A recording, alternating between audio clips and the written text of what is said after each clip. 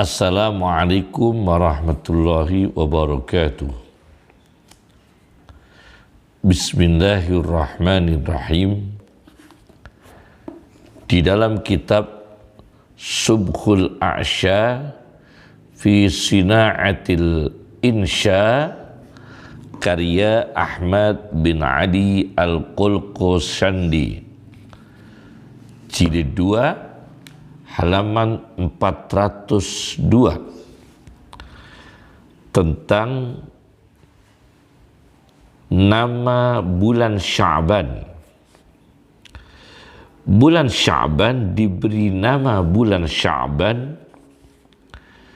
litasya'ubihim fihi, karena dalam sejarahnya orang-orang Arab bercabang-cabang, berpisah-pisah menjadi beberapa cabang di bulan Sya'ban, karena Sya'ban itu artinya bercabang-cabang. Kenapa terjadi pecah bercabang-cabang? Likasratil gharat akibat Rajab, karena banyaknya serangan-serangan peperangan setelah beriring-iringan dengan bulan Rajab. Jadi setelah bulan Rajab, di situ banyak terjadi serangan-serangan perang, maka bangsa Arab dalam sejarahnya di bulan itu berpisah-pisah menjadi bercabang-cabang. Maka bulan itu disebut Sya'ban. Ini spesifik bulan Sya'ban, tinjuan linguistik, tinjuan bahasa. Ini yang nomor satu. Kenapa disebut bulan Sya'ban? Kemudian tinjuan bulan Sya'ban dalam pandangan syariat, saya baca dalam kitab Ghunyatut Talibin karya Syekh Abdul Qadir Al-Jilani di jilid 2 halaman 268. Di sini ditemukan satu hadis Nabi sallallahu alaihi wasallam, innama summiya Sya'ban li'annahu yansha'ibu fihi li Ramadana khairun kasir. Kenapa diberi nama Sya'ban bercabang? Sesungguhnya diberi nama bulan Sya'ban itu, kata Rasulullah SAW, karena di bulan itu bercabang-cabang berbagai momen-momen amal baik yang jumlahnya beragam, khairun kesir, kebaikan yang banyak, li Ramadana, sebagai tarhib menyambut kedatangan bulan Ramadan. Banyaknya cabang-cabang amal soleh dilakukan manusia muslim, maka disitulah bulan Sya'ban bercabang-cabang kebaikan menyongsong bulan Ramadan. Yang kedua, spesifik bulan Sya'ban, yaitu bulan dilaporkan diangkatnya amal manusia kepada Allah Subhanahu wa ta'ala secara formalitas, yakni secara hakikat, meskipun tidak dilaporkan kepada Allah, tentu dan pasti Allah sudah mengetahui seluruh perbuatan amal manusia. Spesifik yang kedua, tentang terangkatnya amal di bulan Sya'ban. Saya baca di dalam kitab Sunan An-Nasa'i dengan syarahnya bernama Dakhiratul Uqba fi Syarhil Mujtaba, karya Muhammad bin Ali bin Adam, ulama Ethiopia, di juz 21 halaman 266 268. Di sini dijelaskan Rasulullah Shallallahu Alaihi Wasallam menjelaskan tentang bulan Sya'ban.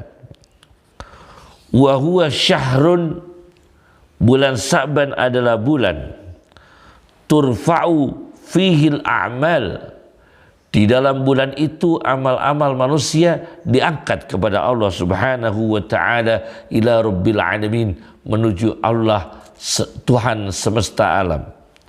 Fa uhibbu ayyurfa'a amali wa ana sha'im, maka aku suka di bulan itu aku berpuasa supaya amalku diangkat dalam keadaan aku berpuasa.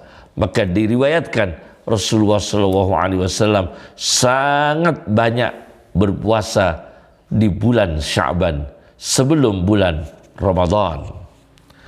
Nah, ini Sayyid Muhammad bin Alawi Al-Maliki dalam kitabnya Mada fi Sya'ban, sebuah kitab kajian khusus tentang bulan Sya'ban yang sangat lengkap.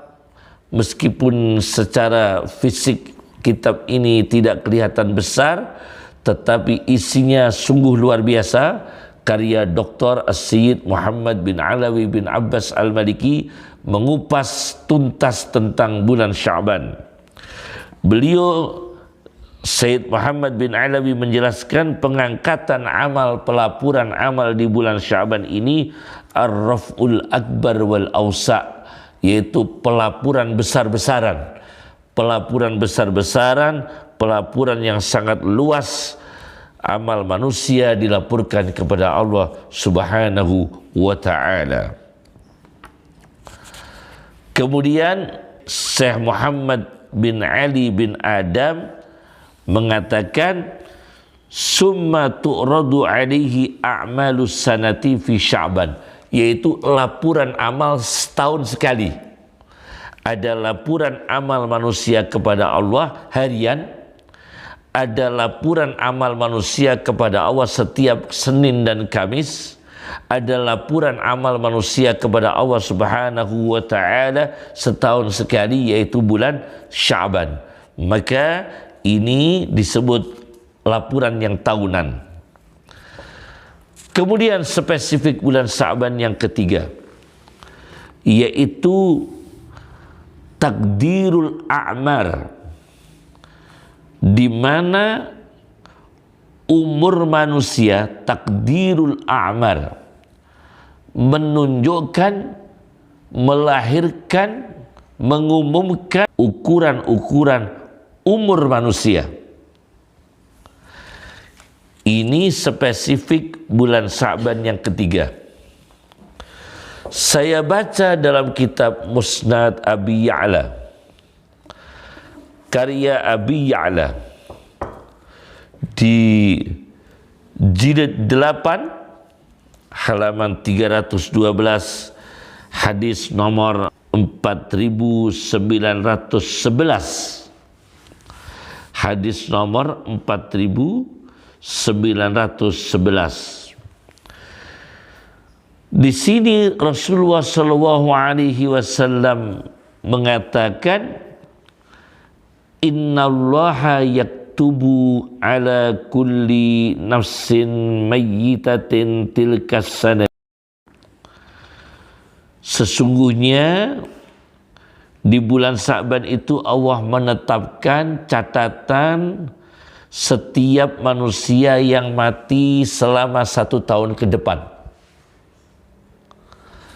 Yaktubu, menetapkan catatan, ala kulli nafsin mayyitatin, atas manusia yang mati, tilkas sana, di tahun itu.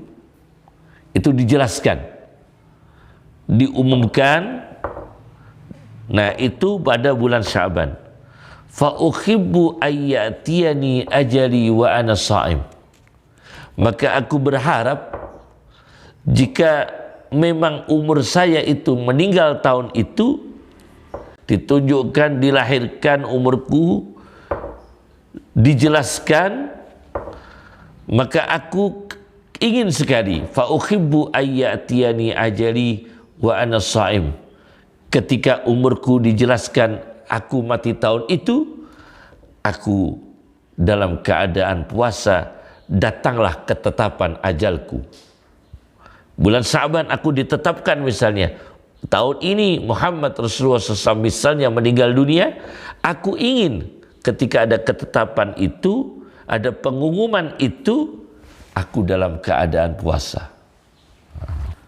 Allah menentukan umur manusia ini dengan hak mutlaknya Allah Subhanahu wa Ta'ala, tidak terkait dengan waktu dan tempat.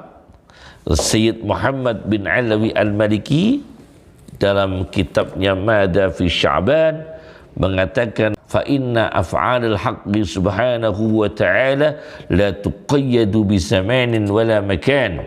Sesungguhnya tindakan tindakan Allah yang maha benar, maha suci, maha luhur, tidak diikat, tidak terikat dengan waktu dan tempat. Spesifik yang keempat tentang bulan Sya'ban, yaitu spesifik teologi edukatif, yaitu spesifik teologi pendidikan. Saya baca dalam kitab Syu'abul Iman karya Imam Baihaqi di jilid 3 halaman 384, nomor hadis 3837. Rasulullah SAW bersabda kepada Sayyidah Aisyah radhiyallahu anha, beliau mengatakan, malam nisfu Sya'ban, malam pertengahan Sya'ban, malam 15 Sya'ban, ini waktu orang-orang dimerdekakan Allah dari neraka, dibebaskan dari neraka. Sejumlah bulu-bulu dombanya suku Kalab, sejumlah bulu-bulu dombanya suku Kalab, tetapi la yandurullahu fiha ila musyrik. Pada malam pertengahan bulan Sya'ban, yakni malam 15 Sya'ban, Allah tidak berkenan memandang dengan ridha kepada satu orang musyrik. Yang kedua, wala ila musyahin, malam pertengahan Sya'ban Allah tidak mau memandang dengan ridha kepada orang yang bertengkar, konflik, antagonis, permusuhan. Yang ketiga, wala ila qati'i rahim, dan Allah tidak suka memandang dengan ridha kepada orang yang memutuskan persaudaraan, hubungan famili. Yang keempat, wala ila musbilin, dan Allah tidak memandang dengan ridha kepada orang yang menurunkan sarungnya, menurunkan celananya di bawah mata kaki dengan tujuan sombong. Yang kelima, wala ila aqin liwalidayh, dan Allah tidak memandang dengan ridha kepada anak yang durhaka kepada kedua orang tuanya meskipun malam pertengahan Sya'ban, di saat orang-orang banyak dibebaskan Allah dari neraka, yakni dari jatah dia di neraka dibebaskan. Tetapi khusus orang-orang ini Allah tidak suka, Allah tidak ridha, Allah tidak memandang dengan ridha, termasuk anak yang durhaka kepada kedua orang tuanya. Wala ila mudbini khamrin, yang keenam, dan Allah tidak mau memandang dengan ridha kepada orang yang selalu, yang ketagihan, yang peminum khamr, ya. orang yang peminum khamr yang tidak bersegera taubat. Ini spesifik teologi pendidikan, supaya kita menghindari perbuatan-perbuatan ini sejak dini, sejak sekarang kita bertobat kepada Allah Subhanahu wa ta'ala. Kemudian spesifik bulan Sya'ban yang kelima ialah saya baca di dalam kitab Lataiful Ma'arif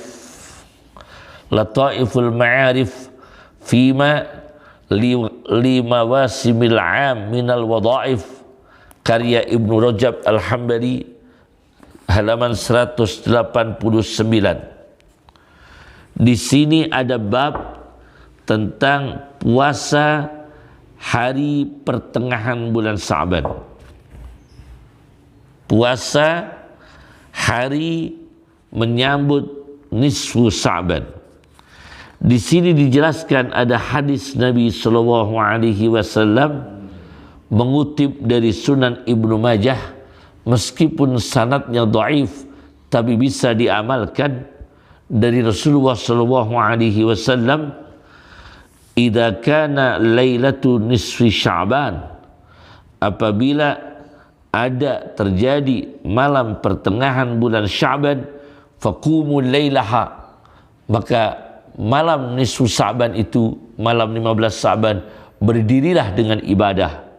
Wasumun naharaha, dan malam nisfu Sya'ban siangnya itu berpuasalah. Wasumu naharaha. Kemudian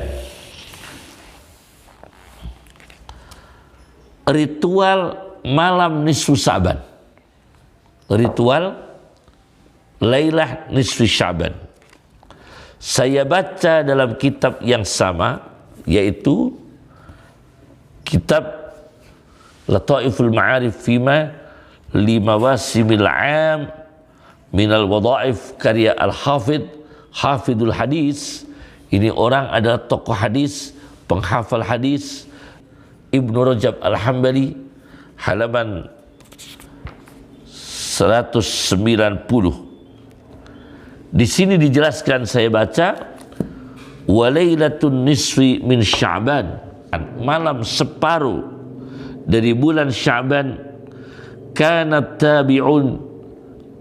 tabi'una min ahli Syam, banyak para tabi'in yang direkomendasi oleh Rasulullah SAW, umat terbaik nomor 2 setelah sahabat Nabi SAW. Para tabi'in ka Khalid bin Ma'dan, seperti Khalid bin Ma'dan, wa Makhul, Imam Makhul, wa Luqman bin Amir, dan Luqman ibn Amir, wa khairihim, dan lain-lainnya, yu'addimunaha, mereka semua mengagungkan malam pertengahan Sya'ban, wa yajtahiduna fiha fil ibadah, dan mereka lebih meningkatkan diri, bersungguh-sungguh lebih meningkatkan diri di malam nisfu Sya'ban, malam pertengahan Sya'ban, fil ibadati, lebih meningkatkan diri melakukan, menunaikan ibadah.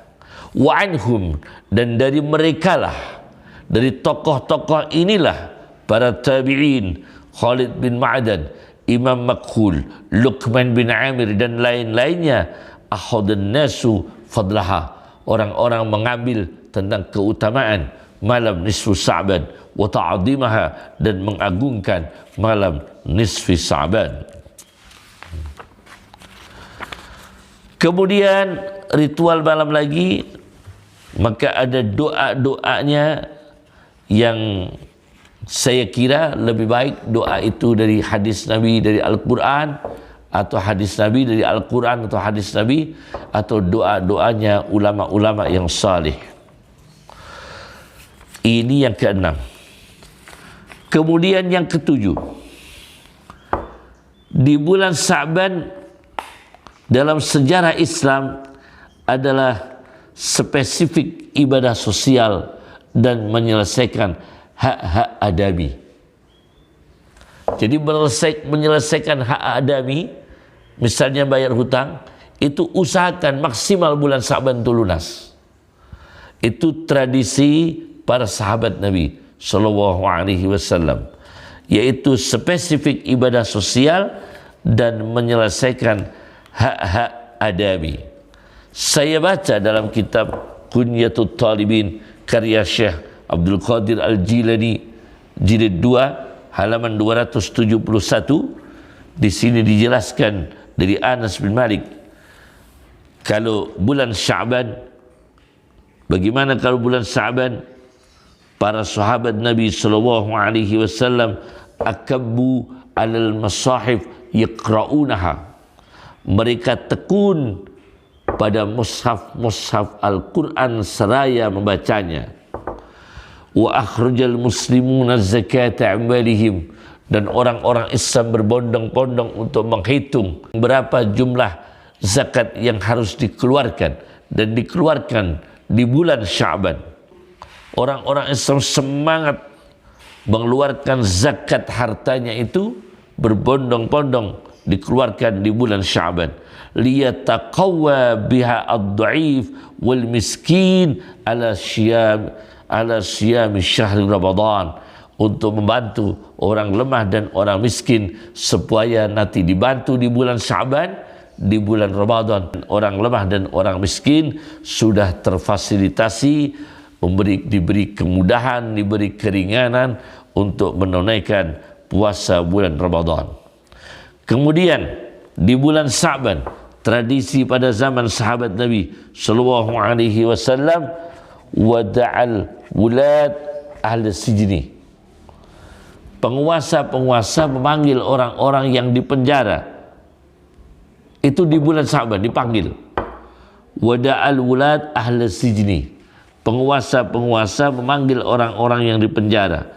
Faman kana alaihi haddun aqamuh alaih, maka barang siapa yang orang ini kena hukuman had, hukuman syariat, hukuman eksekusi syariat, aqamuhu alaih, maka para penguasa itu merealisasikan eksekusi syariat itu dilakukan di bulan Sya'ban. Wa illa halau sabilah, dan apabila orang-orang yang dipenjara itu tidak punya beban, tidak terjerat hukum eksekusi syariat had, maka para penguasa ini membebaskan orang itu di bulan Sya'ban. Halau sabilahu, mereka membebaskan jalannya orang yang di bulan Sya'ban telah diteliti tidak kena kasus had, yakni eksekusi syariat. Wantolaqat tujar, dan orang-orang pedagang ini berangkat pergi. Faqadau ma'alihim, mereka berbondong-bondong segera melunasi hutang-hutang mereka.